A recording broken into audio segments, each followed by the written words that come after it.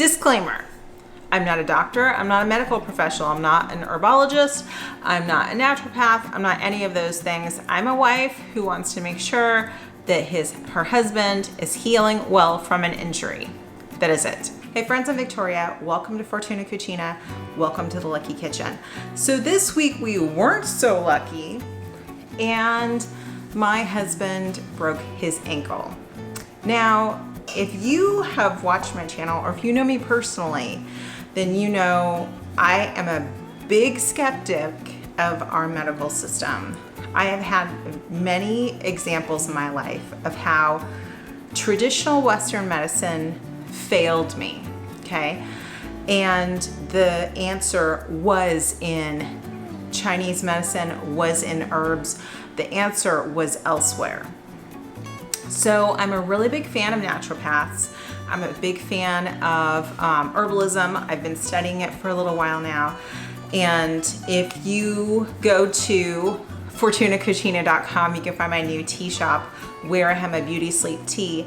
That is how I ended up getting sleep, because for months I was getting 2 hours of sleep a night, and weird-ish happens when you get 2 hours of sleep a night.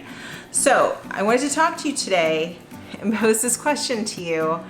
Can I help heal my husband's bone? Can I help heal him through food? This is a question that most people are going to go, no, you need to go see a doctor for that, and da-da-da-da. And I would agree with you that like Western medicine is important, but there are a lot of things that we can do to heal ourselves through food. You can't convince me otherwise. No way, no how, okay? I have had many examples of this in my life. My first big one was with my son. He was about 18 months old. He was getting an ear infection every month. I went to go see 3 different ENTs, and they said he needs permanent tubes, his adenoids out, blah, blah, blah, blah. Like they wanted to do all the surgery. I go back to my pediatrician. I said, what do you feel about a naturopath? You know, I was living in Washington at the time, and they love their naturopaths. They're even covered under insurance. So I went to this naturopath. He tested my son for food sensitivities, and basically the list came back like 30 pages long. So we found out he had a sensitivity to gluten and cow milk and a ton of other stuff. And we took that out of his diet, and it was miraculous. He stopped getting sick. And so for about a year, probably a year and a half, we were all, because I'm not gonna make multiple meals, okay people, we all were on this weird diet of, I was doing gluten-free, like really strange kind of different flours, gluten-free muffins, and then eating mostly protein and stuff like that. And he's very healthy today, thankfully. So you can't convince me that changing up your food or that using plants as medicine isn't a good thing. So we talked with our primary doctor today, and he's like, yeah, he's gonna need surgery. And I asked about food, and he goes, there's really no evidence to suggest that, you know, different foods can cause healing and blah, blah, blah.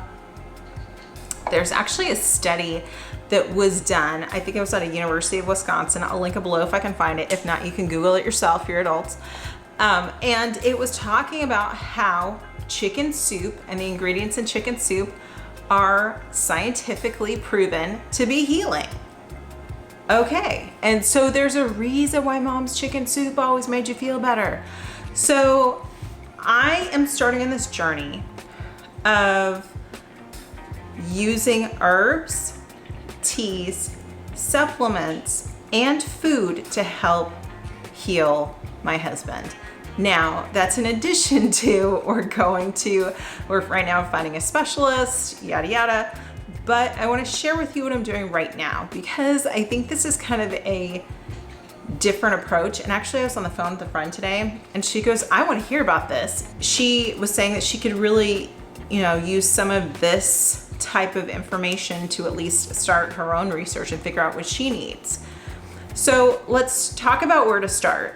So like I mentioned, I've been studying herbology for a while, and this is just self-guided. Some good places to start are, I've taken a couple courses from Herbal Academy, and I really like their approach. I'm having a hard time getting through one of their classes though, because it's all reading and no video, and I have very limited time. But their Herbology 101 course is definitely on my radar. They wrote a whole article, and I'll link it below, talking about bone health and how to make sure you have adequate bone health through the uses of herbs and supplements and food.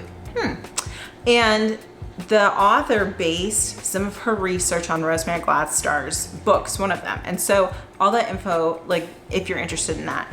But that's what I would start with. I would Google herbs for blank, whatever your condition is. Natural remedies to blank, whatever your condition is. And just start to research.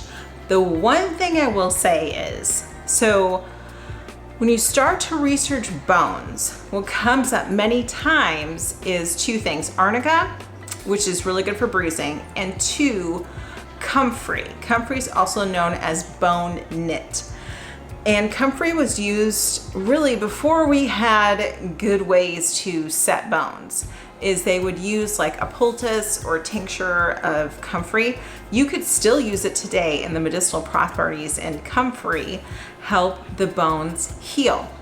Here's the dealio with comfrey. So I was doing some research, and of course I bought comfrey to include in a tea for my husband, and then I heard that is a no-no. Comfrey is to be applied topically. However, I have also read other places and other people who follow herbology say that you can drink comfrey as a tea. What's my point? My point is you need to do your own research and figure out if this is safe or not, okay?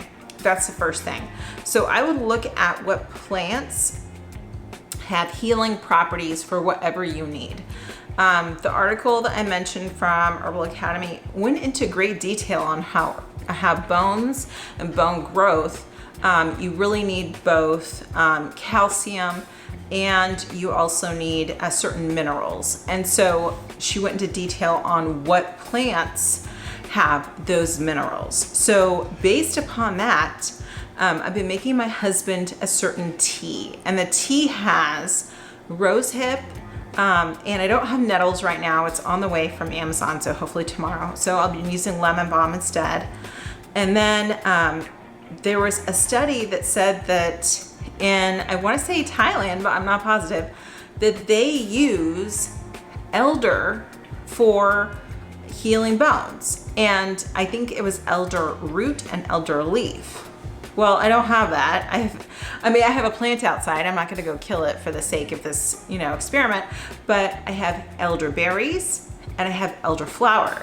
And something else to consider is when your body is healing, you need things like vitamin C that you would get from elderberry, and you need things that are going to be nourishing to your body because your body is healing. And so that's something else that I want to mention is there are general things that are great for your body when you're healing. One thing that I'm doing right now, as you can tell, I got my Instapot out again. I swear I don't even have to ever put that thing away recently. Just keep making stuff in there. So I made a new friend, and he is a local rancher, and he has amazing beef. And we're ordering a side of beef. However, we bought a freezer and it's in the garage, and I don't know when I'm gonna get it in here. So I don't know when we're actually gonna get our side of beef. However, the point is I got from him some soup bones, and I made legit bone broth. Okay, so look at this. I've shared with you guys before how to make bone broth with chicken bones, right? When you use grass-fed cow bones, you're gonna get, see, this is a layer of fat. And look, this is in no way clear, okay? That's gelatin, that's all the good stuff that you want. And so I actually did not strain this. I strained it, I didn't do it through a tea towel. I just strained it through my metal, fine metal strainer, and that was it. And so every day, this is kind of long-winded, so sorry, stick with me guys. Every day my husband is getting this tea that I'm making and bone broth, and then I was planning on trying out a keto challenge anyway, but I really think it's important right now that my husband has two things. One, good fat, and two, protein. And I remember growing up, my mother used to always hammer home about how you need protein to function. So while I'm not in here like with my mortar and pestle, like putting together some type of poultice saying that I'm gonna heal my husband with just that, really I'm thinking about what does his body need right now and doing some research to figure out what's good for bones. So there is a very high likelihood that he will need surgery for this break. However, when I talk with doctors who say, oh, that's, it's inevitable. Nothing is inevitable. And actually, I've had many instances where I probably had 4 instances now where doctors have recommended surgery on my son, which I have not done, and he is healthy and fine. And I've had instances where doctors have recommended surgery on me and I have not needed it. And so you have to consider the source and really come to your own conclusions. And so I'm not saying I don't trust doctors, except I'm saying I don't trust doctors. So everybody, like, grab your witch doctor hat and your chicken bones. We're gonna figure out some of this stuff. My husband is over there laughing at me because we're gonna figure out some of this stuff, okay? I'm gonna be sharing with you in the next upcoming, he's still laughing, in the next upcoming weeks, some of the things that I'm doing to help him, because I refuse to believe that food isn't medicine and that plants are medicine. They're both medicine. And there are things that we can be doing right now to improve our health, to prepare him for either healing or surgery and healing. And so that's the path that we're on right now. So normally I post a recipe. I'll post at the end of this video. You can see how I make my bone broth, and you can see, like, you're gonna be like, Victoria, that looks really fatty. It was a huge bone like this, and everything just got absorbed. And so again, this bone broth is like, that's like $30 at Whole Foods. There's like some hipster that's wearing pegged pants that's gonna pay me like 40 bucks for that. But you can make it at home just by using good grass-fed beef bones in your Instant Pot. And that's what I've still got going on here. I've got my second batch going of bone broth. So yeah, that's what we have going on. We have a lot happening right now. In addition to that, just launched my tea shop. And speaking of, like, herbs are medicinal, really, like, the tea that I've been drinking has really changed my life in so many different ways. And I feel so much healthier. I feel so much calmer. And so this is a journey I've kind of been on for a while. So when doctors are like, nope, there's nothing you can do at home, I'm like, okay, hold my beer, Gina. We got this. We're gonna do some stuff in our kitchen that is gonna help improve our health. So that's what I got for you right now. So I'm probably gonna make a roast tonight or a whole chicken. And I think I have a whole chicken in the freezer, so we're gonna do that. So we're gonna continue high protein, high fat, no junk, no processed anything, because that has zero nutrition and it is dead food, okay? And if you think about it, like, I don't think I've ever talked to you guys about this. There's 2 types of food, really. There's high vibe food. If you talk about, like, want to get all woo woo, talk about your vibration, your vibes and everything. There's high vibe food, and that is fresh fruit, the grass-fed beef, organic chicken, things like that that are minimally processed or made at home. Then on the other spectrum, there's McDonald's, okay? And this is terrifying. I just heard about something that, like, there's something that they put in the fries. It's not just salt. There's 3 ingredients, and one of them is proven to cause cancer. Like, why are we doing this to ourselves, right? So this is McDonald's low vibe food. You cooking stuff yourself is high vibe food. So join me in the next couple weeks. We're gonna be doing a lot of cooking. I thought I would get out the camera and take you with me because this is not something that normal people do. I like to acknowledge that people who are a little bit off their rocker do this kind of thing because it's hard, because it takes a lot of effort. I was in the kitchen most of the day yesterday, and depending upon what I make for dinner, I'm gonna be cooking a lot tonight too. I would rather do this for my husband and have his ankle heal well than not and have it take a long time, okay? Because I don't know about you, but when you go see a doctor and they're like, oh, well, it's gonna take forever for this thing to heal. And then somebody else who'd been reading Dr. Joe Dispenza's book is like, a month, baby, I'm out walking, you know? So we have to make sure high vibe food, good quality food at home, and we're also making sure that our outlook is high, because whatever your situation is, you can improve it through quality food and herbs and teas and just not eating junk. I can guarantee it. Because if that weren't the case, do you remember that documentary Super Size Me? If that weren't the case, that documentary wouldn't be a thing, where the guy ate McDonald's like every day for a month and then felt like he was gonna die because he was eating so unhealthily. So yeah, really good food is the thing. So I'm gonna leave you with showing you how I'm making my bone broth. That clip's coming up. Keep in mind, like with your chicken stock, you can take those bones, I left them in the Instant Pot last night and then started another batch today. When you're done with your bone broth, you can put them in jars like this. Like this one will probably blow through tomorrow because I'll have some as well. And then the rest I put in. I honestly didn't have enough jars, and I didn't feel like canning it because I know we're gonna use it soon.